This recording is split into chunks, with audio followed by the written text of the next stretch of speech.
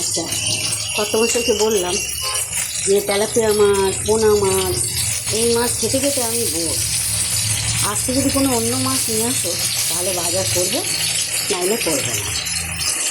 তাই আজকে এই মাছগুলো নিয়ে এসেছি। এই জেলে মাছ কার কার পছন্দ একটু বলবেন। যাদের যাদের পছন্দ তারা সবাই চলে আসবেন আজকে।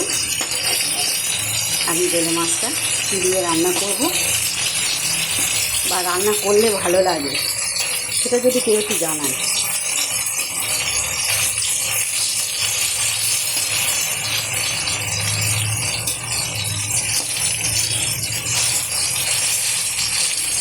তাই আমি আজকে জেলে মাছটা ভাজি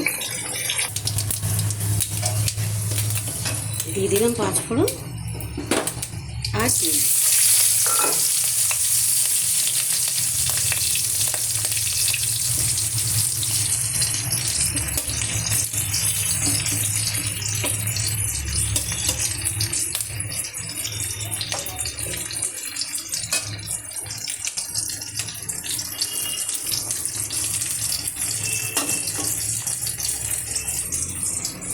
মাছগুলো ভেজে তুলে নিয়েছি।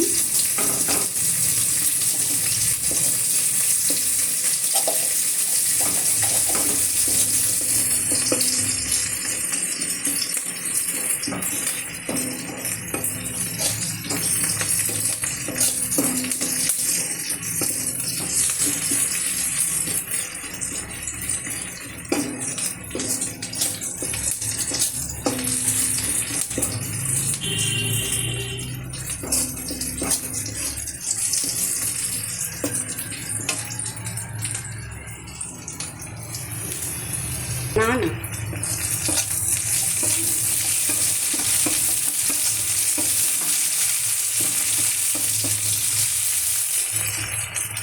পেঁয়াজগুলো লাল লাল হয়ে গেছে। এবার কিন্তু আমি দিয়ে দিচ্ছি কচু আর আলু।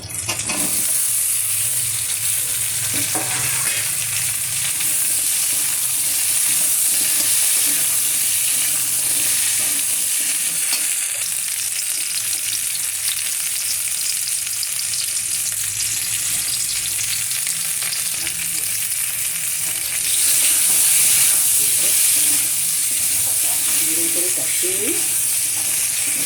এই কচুর তরকারি কিন্তু দারুণ লাগে। কচু কিন্তু আমি রান্না দেখাচ্ছি, পরেই দেখিয়েছি, আজকেও আবার সেই কচুরই রেসিপি দেখাচ্ছি। তবে আজকে কচুর রেসিপিটা আমি অন্য মাছ দিয়ে বানাচ্ছি, কেননা আমার মা এই কচুর তরকারি ভীষণ ভালো রান্না করতে।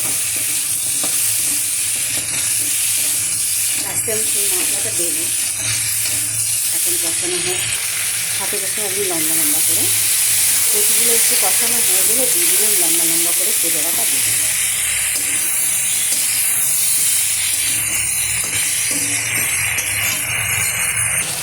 দিলাম সর্ষে আর জিরে বাটা।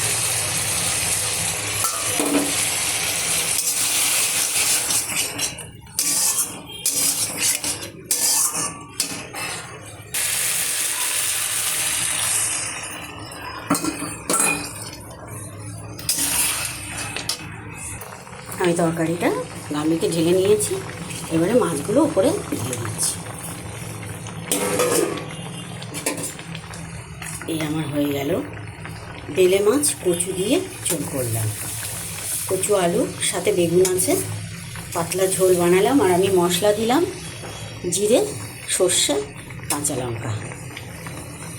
কেমন হয়েছে দেখে বলুন। আপনারাও এরকম পাতলা ঝোল করে খাবেন, দেখবেন খুব সুন্দর হবে। আর সাথে থাকবেন, ভালো থাকবেন, ভালো রাখবেন। শুভ দুপুর জানিয়ে টাটা।